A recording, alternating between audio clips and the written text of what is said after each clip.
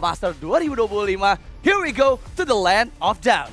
Oke, hero dari Ryota sih yang aku penasaran ya. Karena ternyata masih ada satu yang tidak di-ban. Fovius. Obvious. Tadi aku kira bakal diambil sih Om, untuk di pick keempat dari Ararki ya, untuk Dairennya. Tapi kali ini dengan Povis yang terlepas, head-to-headnya dengan Badang masih oke lah. Ya, sosok lah. Sosok lah ya untuk bisa fast clear-nya, rotasi juga Oh. kan. Tapi Iron Hook ke arah Suns di awal-awal game membuat Flicker terpaksa di-trigger dan ini cukup berbahaya karena lagi-lagi backup-an dari Sujin pun sudah mulai terlihat. Dan oke, diangkat dengan Lantern Flare, masih bisa diturunkan juga.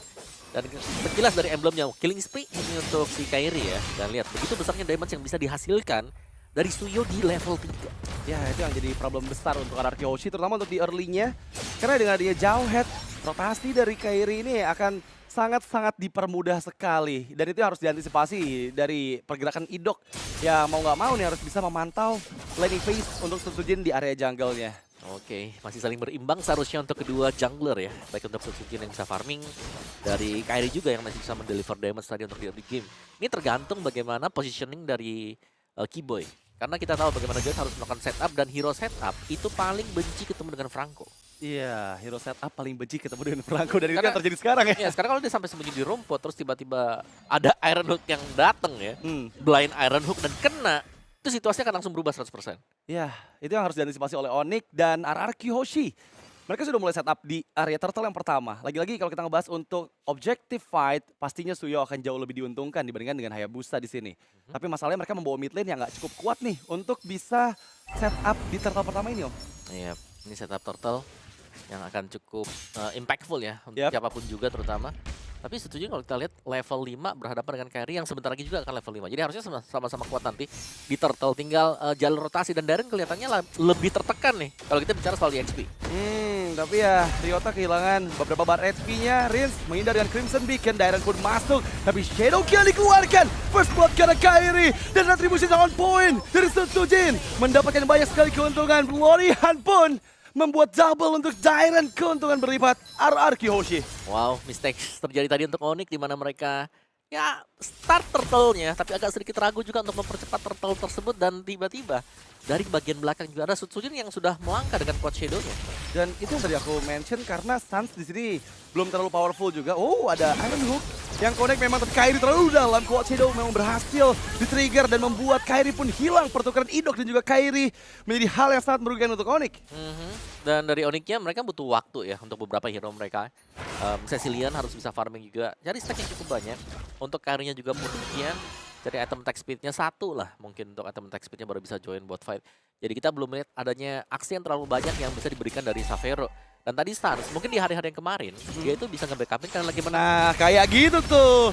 Langsung ada Iron Hook yang blind ke arah seorang dari Keyboy. Dan kali ini Keyboy memang terpaksa harus mundur lagi, reset up lagi, re-ambush lagi dengan HP yang sudah menghilang. Dia nggak boleh kalau nggak recall. Dia harus recall dulu dan memberikan backupan karena di bagian bawah sekarang Xavero yang dituju. Tertangkap Fist Crack. Ryota masih cukup aman, tapi Kairi 1v1 situation dengan Sujin. Shadow Kill! Kembali Sujin! Yang membuat Kairi hilang. 3 poin dead di awal. Cukup merepotkan. Ya, dan lihat pressure masuk terus-terusan juga. Rins membuka Crimson Beacon. Oh, tapi dia udah nggak punya escape kah? Masih ada flicker dari sergapan ejector yang di-trigger oleh Keyboy. Dan Xavero, pressure tidak henti dilakukan oleh Rins dan juga Idok. Ya, tarikan demi tarikan ya. Iron Hook ada, Lantern Flare juga masih ada tadi. Meskipun Crimson Beacon dan Flicker terpakai, tapi ya itu adalah pressure untuk Xavero sendiri sehingga tidak nyaman melakukan farmingan di bagian bawah.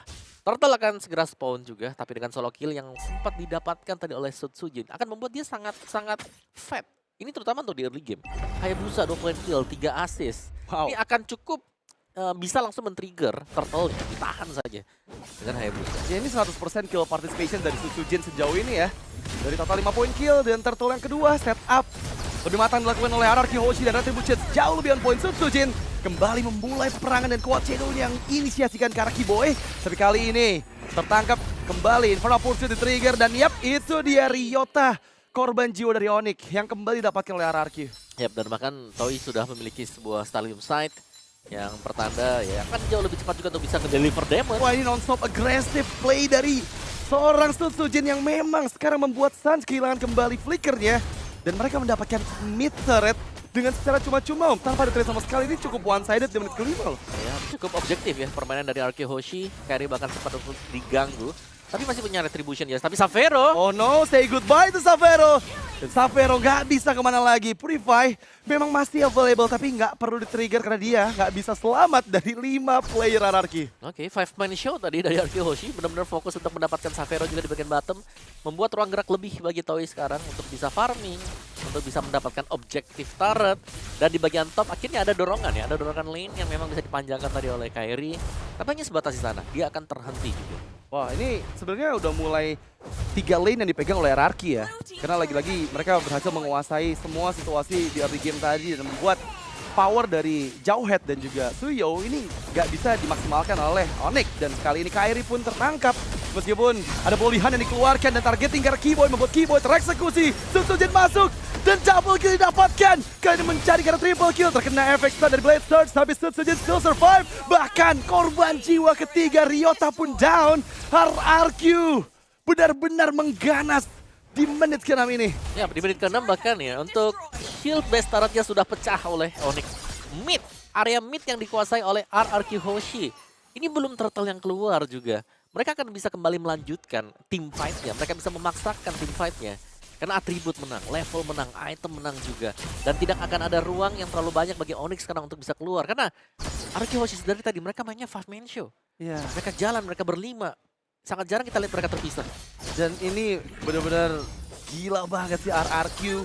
Di pembukaan match Royal Derby membuat Onyx seakan-akan dibuat gak ada space untuk mereka bisa mendapatkan farm ya. Karena lagi-lagi kalau kita ngebahas farm, Xavero butuh banget. Karena sejauh ini dia kena pressure di awal.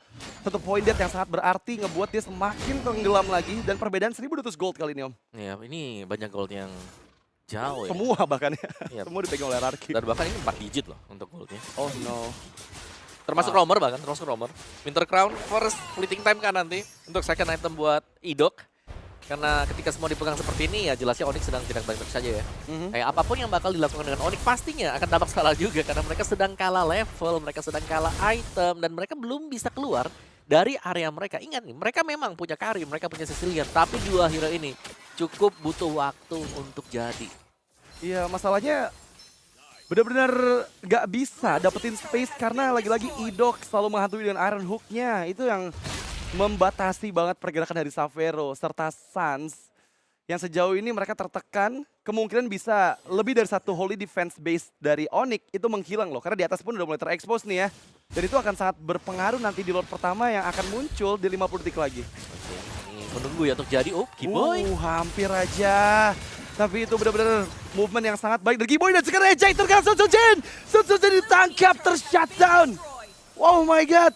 Ini menjadi poin yang sangat penting untuk Onyx membeli waktu lebih banyak lagi dari RRQ. Ya, dan bahkan di area bawah tidak biarkan nih masuk ke dalam area milik dari Shield untuk bottom base turret. Oh, Iron Hook flicker! Keyboy yang dituju. Tapi dari terkena ejector dan Keyboy pun masih bisa ditangkap oleh RRQ. Toei maju dengan zaman force diaktifkan. Melawan 3 player. Di sisi lain Ryota memegang kendali di bagian belakang. Rinsen dituju tapi Rins masih bisa menghindar. Dan mapat didapatkan oleh sosok dari Ryota. Dengan tershutdown-nya 2 member penting dari RRQ Hoshi. Ini yang sangat-sangat kita antisipasi dari Onyx. Ya mereka bertahan, mereka masih cukup stabil juga meskipun Ryota di sini pastinya akan tumbang karena sudah tidak ada lagi jalan keluar untuk Ryota. Tapi so far ya, RRQ Hoshi juga mereka cukup lama menahan di area depan base milik dari Onyx. Sehingga tadi cukup mudah ya untuk lemparan Keyboy bisa kena ke sedikit.